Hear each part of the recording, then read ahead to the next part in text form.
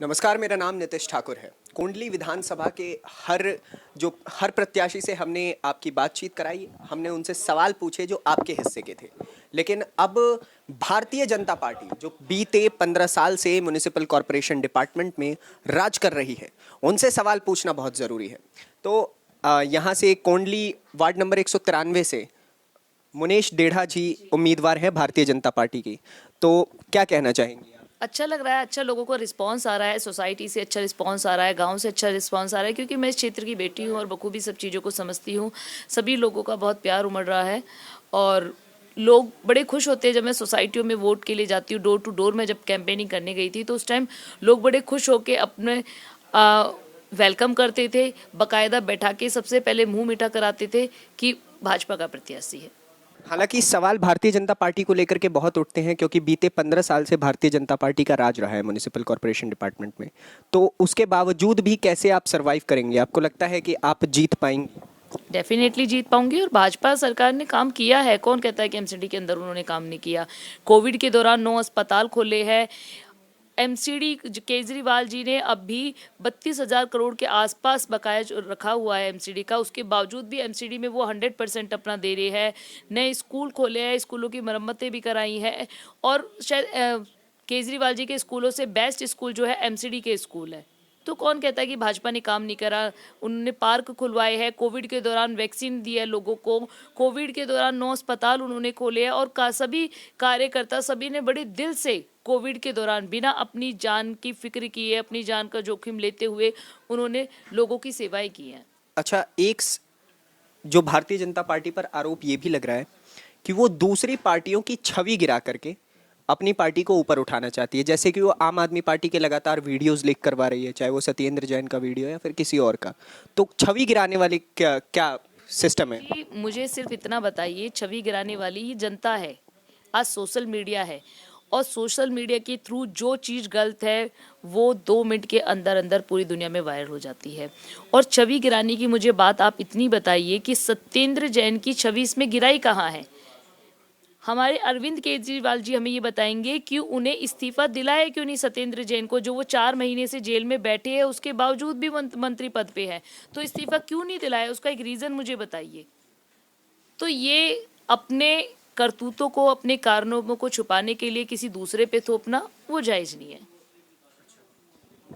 तो आखिरकार मैं आपसे एक सवाल और ये लेना चाहूंगा कि कोंडली विधानसभा की जनता के लिए आप क्या विजन लेकर के चल रही हैं? क्या आप उनके लिए करके ऐसा देंगी जो कोंडली विधानसभा आपको वोट दे?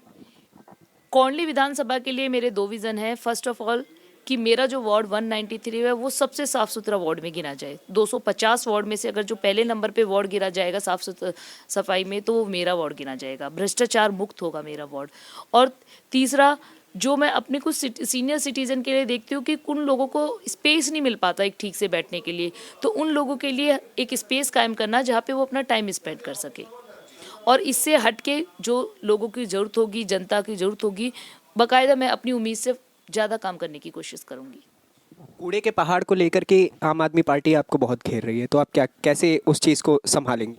कूड़े के पहाड़ के अलावा आम आदमी के पास तो कोई और बात है ही नहीं। मुझे ये बताइए कि केजरीवाल जी ने 8 साल में क्या 8 कदम भी रखे कूड़े के पहाड़ को कम करने के लिए? क्या 8 योजनाओं के बजाय उन्होंने एक योजना भी लेके आए कि हम इस तहत, क्या उनका नैतिक धर्म नहीं है कि कूड़े के पहाड़ को कम करें?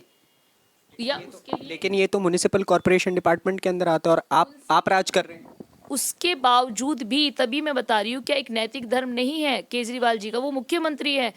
और मैं ये बताती हूँ आपको कि कूड़े का पहाड़ अभी तक 60 फुट कम हो चुका है हाइट में, और जो रेगुलर कचरा है वो भी डिस्ट्रॉयड किया जाता है बाकायदा। नहीं तो 60 फुट का वो भी कम हुआ है, और जो लोगों का अभी तक कचरा निकल रहा है घर से, वो देखिए अब तक कूड़े का पहाड़ क्या बन जाता, वो पूरा हिमालय पर्वत बन जाता। लेकिन हमारे सांसद गौतम गंभीर जी के द्वारा इस पे काम किया जाए है। 20 मशीन लगी हुई है जो दिन रात काम कर रही है, और कूड़े की हाइट को कम किया गया है। बल्कि बाकायदा लोग भी कहते हैं, आज कूड़े के पहाड़ को उनकी याद आ रही है। जब गाजीपुर में लैंडस्लाइड हुई थी इस कूड़े के पहाड़ के, तब कहाँ गए थे वो? तब क्यों याद नहीं आया था उन्होंने? तो थोड़ा केजरीवाल जी कुछ थोड़ा हट के सोचे। वह कूड़े के पहाड़ को लेके आएंगे। जरा आप मुझे ये बताइए कि शराब नीति क्यों लेके आए थे, और जब आपकी शराब नीति सही थी तो उन्हें वापस क्यों ली, क्यों जगह जगह ठेके खुलवाए, क्यों ड्राई डे को उन्होंने 24 से 3 दिन कर दिया गया। इन सब चीज़ों का जवाब दीजिए ना। शराब नीति के अंदर ऐसा देश का क्या हित था, ऐसा औरतों को क्या हित था, जनता का क्या हित था जो आपने दुनिया भर के ठेके खुलवाए। मुझे सिर्फ इस चीज़ का जवाब दीजिए। और आखिरकार आप कोंडली की जनता के लिए और दिल्ली की जनता के लिए ऐसे क्या शब्द कहना चाहेंगी? मैं कोंडली की जनता के लिए और दिल्ली की जनता के लिए यही कहना चाहूँगी कि हमें इस चीज़ पे बहुत प्राउड करना चाहिए कि हमारे प्रधानमंत्री यशस्वी श्री मोदी जी हैं। उन्होंने देश के लिए बहुत कुछ किया है। आज हम उस स्टैंड पे खड़े कर दिए हैं कि हम अपने देश का नाम बड़े प्राउड के साथ लेते हैं, अपने प्रधानमंत्री जी का नाम बड़े गर्व के साथ लेते हैं कि हम इस देश के वासी हैं।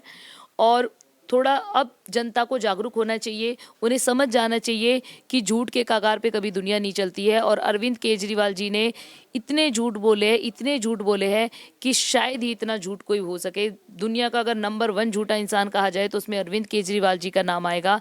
एक जो योगी संत होते हैं वो अगर झूठों की अपनी लड़ी लगाए तो झूठों की लड़ी में से 100 में से 1 झूठ उनका भी सही होता है।